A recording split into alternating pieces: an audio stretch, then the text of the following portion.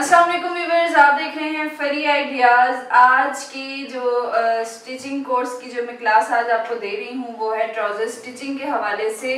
Trouser cutting हमने proper अपनी पिछली वीडियो में मैंने डाल दी है, जाकर उसको देखें ट्राउज़र की कटिंग किस तरह की है, क्या क्या मेथड यूज़ किए हैं। और आज मैं आपको बता रही हूँ कि ट्राउज़र स्टिच कैसे करना है। कटिंग तो हमने कर ली, अब स्टिच कैसे करना है। एक ही वीडियो में मैंने ये सब कुछ नहीं डाला क्योंकि वीडियो भी बहुत लंबी हो जाती है और आप सबके लिए भी बहुत प्रॉब्लम होती है। ट्राउजर आपके सामने पड़ा हुआ है जो कि कट हो चुका था कल की वीडियो में, उसी को हम करेंगे आज स्टिच। अभी देखें, आपने इस ट्राउजर को बिल्कुल भी खराब नहीं करना कटिंग करके। जब आपने रखा है, अगर आपने 1-2 दिन के लिए रखा है तो उसको इसी तरह फोल्ड करें, अदरवाइज आपने इसको इसी तरह से उठाना है। जो इसका फ्रंट है यानी छोटे हिस्सों को पकड़ना है और इनकी आसन की सिलाई सबसे पहले लगाते हैं। सबसे पहले ट्राउजर में आसन की सिलाई लगाई जाएगी। आपने बैक को भी लगा देना है और फ्रंट को भी लगा देना है। ऐसा नहीं करना कि छोटे बड़े को आपस में जोड़ देना, नहीं, आपका सारा ट्राउजर खराब हो जाएगा। बस ये आपकी ट्राउजर की कटिंग हुई है, आपने ये फ्रंट उठाने हैं 2 और इनकी यहाँ से आसन की सिलाई लगा लेनी है। इसी तरह बैक उठाने हैं और इनकी यहाँ से सिलाई लगा लेनी है। चलते हैं मशीन की तरफ और मैं साथ साथ बताती हूँ कि इसके बाद आपने क्या करना है। सिलाई लगाते वक्त आपने फ्रंट 2 पल्ले उठा लेने हैं। जैसे कि ये 2 मैंने उठाए हैं, ये 1 और 2, ये फ्रंट के 2 हैं जो हमने छोटे साइज में कट किए थे। इनको हमने लगानी है सिलाई। ट्राउजर में मैंने आपको पहले भी बताया कि आप बहुत ज़्यादा कपड़ा अंदर नहीं रख सकते, वरना आपके ट्राउजर की कोई शेप नहीं रहती।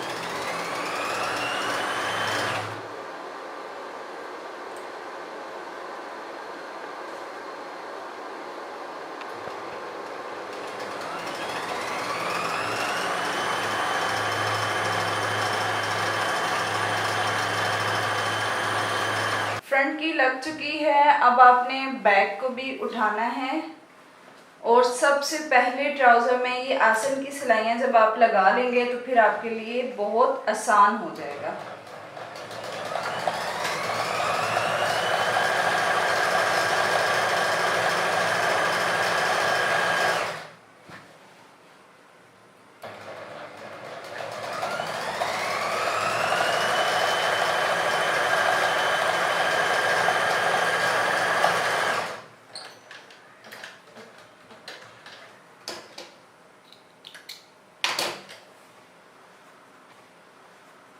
पहले भी मैंने आपको बताया है कि कपड़े आप अगर स्टिच करते हैं तो हर सिलाई के बाद उनकी प्रेसिंग बहुत ज़रूरी होती है। यकीन करें कि प्रेस का काम ड्रेसेस में इतना इम्पोर्टेंट है। वो इंशाल्लाह मैं आपको वीडियो बना के बताऊंगी कि आपने प्रेसिंग कैसे करनी होती है एक एक चीज़ की। ये आपकी जो नीटनेस है उसको शो करती है।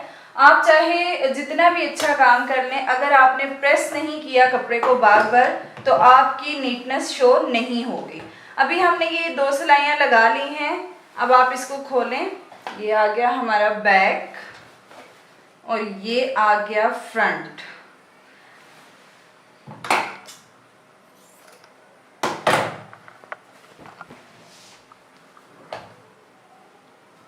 आसन की सिलाई लगाने की सबसे पहली वजह ये होती है कि उससे आपका फ्रंट और बैक एग्जैक्ट जगह पर आता है। अदरवाइज ये बहुत कंफ्यूजन हो जाती है जब आप एक एक चीज़ को अलग कर लेते हैं, क्योंकि 4 पल्ले कट जाते हैं। जब आप एक एक पल्ले को अलग कर लेते हैं तो ये बड़ी कंफ्यूजन हो जाती है। 2 एक साइड पे जुड़ जाते हैं, 2 एक साइड पे जुड़ जाते हैं, यानी बड़े एक साइड पे आ जाएंगे, छोटे एक साइड पे। तो इसलिए सबसे पहले आसन को जोड़ना बहुत ज़रूरी है। उसके बाद जो काम है आपने ये करना है कि जो हमारी ट्राउज़र की जो साइड वाली सिलाई होती है, आपने उसके बाद वो लगानी है। वो आपने इस तरह से लगानी है कि आपने एक साइड से कपड़े को करना है बराबर और बिल्कुल सीधी सिलाई लगानी है। यहाँ पे आपने कोई कर्व नहीं देना, कोई मतलब अपनी तरफ से कोई शेप नहीं बनानी। बस जिसका ट्राउज़र कट हो गया है आपने उसी तरह एज इट इसको सिलाई करना है। इसीलिए इसके अंदर कपड़ा नहीं छोड़ा जाता कि आपकी शेप ख़राब हो जाती है सिलाई के दौरान जब आप इसको चेंज करते हैं।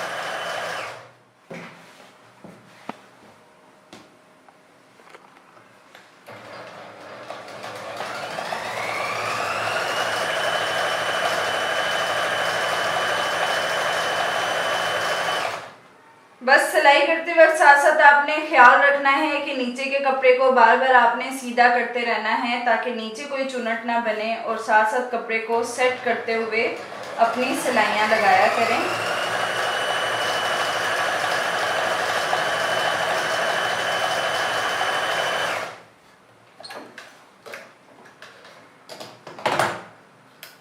साइड की एक हमने सिलाई लगा ली है। अब यहाँ पर भी आके बहुत सारी लड़कियाँ ये काम ज़रूर करेंगी या कर सकती हैं। अगर तो आपने ड्रॉ में या प्रैक्टिस में इतना टाइम लगा दिया तो फिर आपको ये ज़रूरत नहीं पड़ेगी। लेकिन अक्सर यहाँ पे कंफ्यूजन होती है कि अब ये देखें, आपको मैंने ये एक साइड पे जब सिलाई लगाई है, एक साइड पे जब मैंने ये सिलाई लगाई है तो इसमें कितना गैप आ रहा है। ये देखें, बैक जो है वो हमारी इतनी बड़ी आ रही है। अब कुछ सम टाइम ऐसा होता है कि हमारा माइंड जो है ऐसा बन जाता है एकदम कि हम इसको बराबर करने निकल जाते हैं कि चलो जी कपड़े को बराबर करो। नहीं, आपने ऐसा नहीं करना। आपने इसको यहाँ से जोड़ना है ऐसे, चाहे ये आपका बड़ा आ रहा है, क्योंकि हमें तो बैग बड़ी ही चाहिए ना, हमने तो खुद रखी है बड़ी, तो इसलिए आपने इसको आपस में ऐसे जोड़ना है। आपने बिल्कुल भी इसको बराबर करने की कोशिश नहीं करनी, और इसको फिर सिलाई लगानी है कपड़ा बराबर रख के।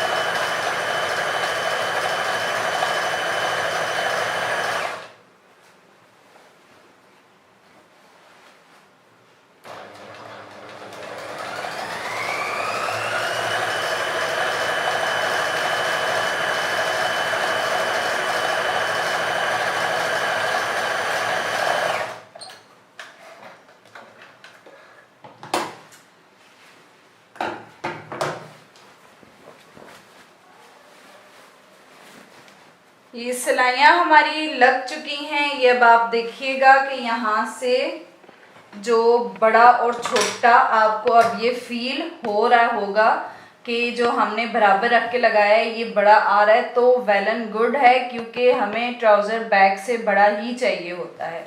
अच्छा, जैसे मैंने आपको बताया था कि अगर आपकी लेंथ में ट्राउज़र शॉर्ट आ रहा है तो इट्स ओके, आप नीचे से तैयार पर ही कट कर दें। उसके बाद आपने जितना भी आपको कपड़ा चाहिए कि आपने इसको अंदर फोल्ड करना है, 3 इंच लें, 4 इंच लें, आपने अपना कपड़ा सीधा कट करके इसको पांचे के साथ अटैच कर देना है। लेकिन आपने ये काम बिल्कुल ऐसे बराबर रख कर नहीं करना, यानी कि आपने अगर कपड़ा कट किया है तो उसको इस तरह बराबर रख के कटिंग नहीं सिलाई नहीं करनी। आपने एक्स्ट्रा कपड़ा लगाया तो उसको यहाँ से थोड़ा सा बाहर निकालें, फिर उसकी सिलाई करना शुरू करें। ये जैसे मैंने थोड़ा सा बाहर की तरफ किया है कपड़ा एक्स्ट्रा, यानी कि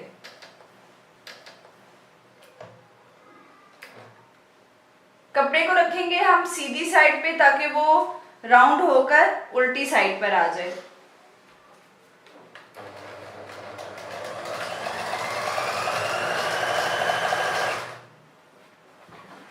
अभी मैंने ट्राउजर पे कहीं पर भी कोई प्रेसिंग नहीं की, वरना ट्राउजर की एक एक सिलाई के बाद प्रेसिंग बहुत मस्ट है। तो मैंने आपके साथ प्रेसिंग भी शेयर करनी थी, इस वजह से मैं आपको बाद में करके बताती हूँ। अदरवाइज यहाँ से जब आपने अगर कोई कपड़ा अटैच करना है तो ट्राउजर की जो ये दरमियान वाली सिलाई हमने लगाई है, जो साइड पर सिलाई लगाई थी, उसको आपने इस तरह से कपड़े को इधर उधर करना है। ये देखें, ये एक साइड पे कपड़ा रख के इस्त्री नहीं किया जाता, इसको आप बड़े अच्छे तरीके से ऐसे खोलेंगे, फिर उसको इस्त्री करेंगे।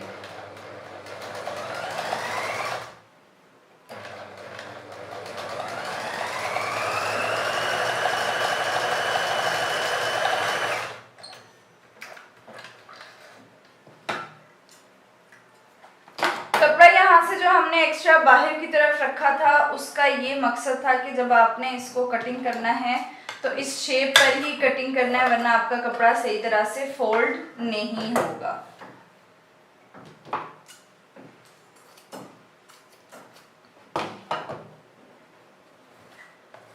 कपड़ा आपने हमने लगा लिया है, ये हमने जोड़ जो हमारा बीच में आया है, इसमें आप लेस भी रख सकते हैं अगर आपने लगानी है, अदरवाइज मैंने तो आपको बिल्कुल सिंपल ही बताना है।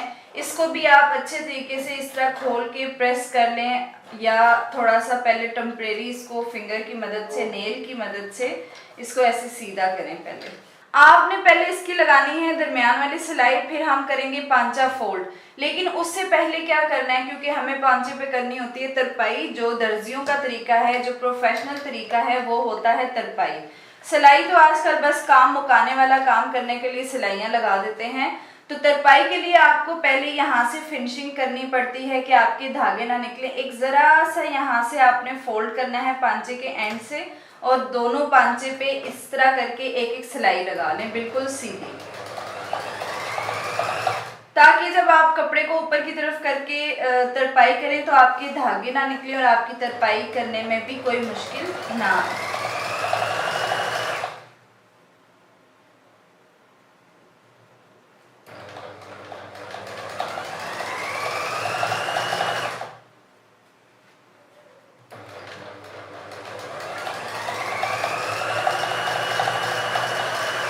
ये सिलाई आपने लगा ली दोनों पांचों पर। अब आप इसके बाद दरमियान वाली सिलाई लगाएंगे। अब हमने दरमियान वाली सिलाई लगानी है, तो ये आपने अब ध्यान रखना है कि अगर तो आपने बीच में जोड़ डाला है पांचा बनाने के लिए, तो आपको सिलाइयों को बराबर रखना बहुत ज़रूरी है।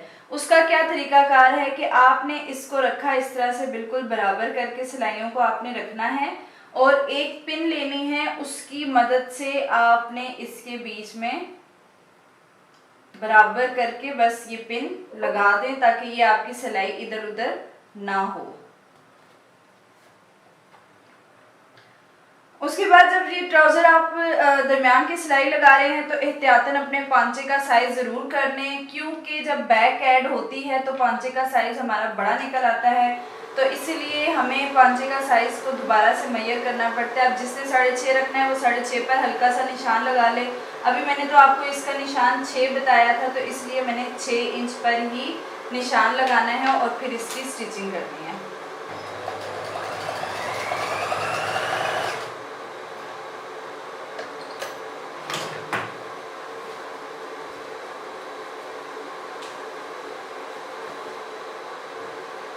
आगे से आपने कपड़े को रखना है बिल्कुल बराबर।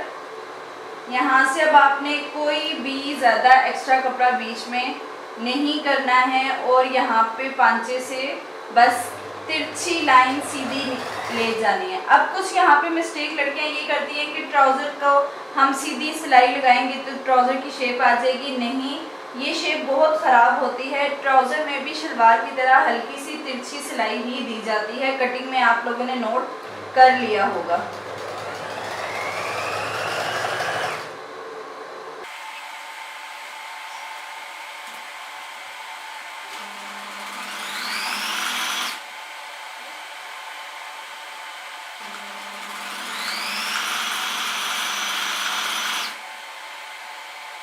जब आप आसन के पास पहुंचेंगी तो आसन के पास से आपने इन सिलाइयों को भी बराबर करना है।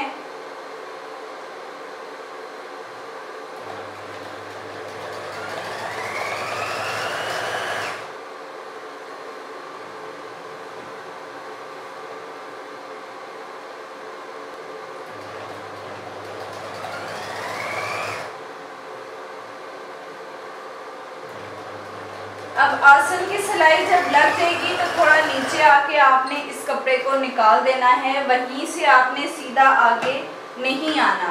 ये मेथड आपको शलवार पे भी अप्लाई करना है और ट्राउज़र पर भी, फ्लैप पर, शरारा जो भी बना रही हैं, कभी भी आप एक साथ पूरी सिलाई कंप्लीट नहीं कर सकती। जैसे हमने पहले पांचे का निशान लगा लिया था एहतियातन और पिन अप कर दिया था कि ताकि हमारी सिलाइयाँ बराबर आएँ, आपने इसी तरह दूसरे पांचे को भी करना है।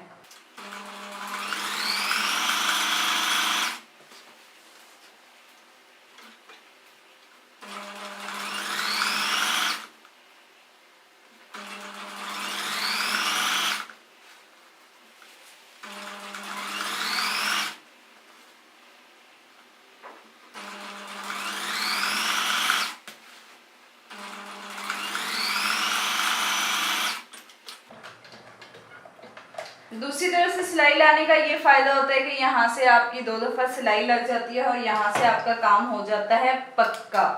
अब यहाँ पे और आपने कुछ भी नहीं करना, यहाँ पे बस छोटे से कट्स लगा लेने हैं बिल्कुल क्रॉच के पास, यानी कि आसन के पास।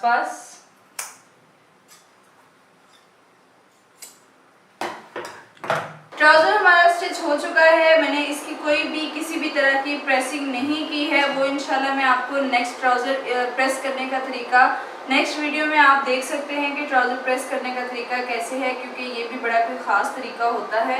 उसके बाद जो हमने नीचे पांचे पे एक एक्स्ट्रा कपड़ा लगाया था, ये आपको नज़र आ रहा होगा। अगर आपने कपड़ा लगाया है या कपड़ा नहीं भी लगाया, जितना भी हिस्सा आपने अंदर फोल्ड करना है उसको आप अंदर की तरफ अच्छी तरह से फोल्ड करके प्रेस करें और फिर उस पर करें आप तरपाई ही ट्राउजर्स पर अच्छी लगती है। बहुत जल्दी का काम है, अगर तो आप सिलाई लगा सकते हैं, वो भी उस शर्ट पे कि अगर आपकी सिलाई परफेक्ट हो यानी सीधी हो। उसके बाद तरपाई के जो तरीके हैं 3 से 4 तरीके, वो भी मैं आपको अपनी एक अलग वीडियो में बताऊंगी। वो भी स्पेसिफिक तरीके हैं जो आप जहाँ मतलब कहाँ यूज़ कर सकते हैं। तो इंशाल्लाह वो भी मैं एक प्रॉपर वीडियो बनाऊंगी ताकि आपको आसानी हो सके। तो उसके बाद यहाँ पे जो ट्राउज़र की अभी एक और चीज़ भी रहती है, इलास्टिक, जो कि मोस्ट इम्पॉर्टेंट चीज़ है। वो मैंने इसके बीच में ऐड नहीं की। क्यों नहीं की? इसलिए नहीं की कि आपने सिंपल ट्राउज़र की स्टिचिंग देख ली है, पिछली वीडियो में कटिंग देख ली है। ये इलास्टिक डालने का एक अलग से मेथड है, एक अलग पूरी वीडियो बनती है। इस वजह से ये मैं आपको अलग से ही बना के बताऊंगी, ताकि जिन लड़कियों का सिर्फ इलास्टिक का प्रॉब्लम है वो जस्ट वही वीडियो देखें। अभी के लिए अल्लाह हाफिज़। इंशाल्लाह नेक्स्ट वीडियो में मुलाकात होती है। अल्लाह हाफिज़।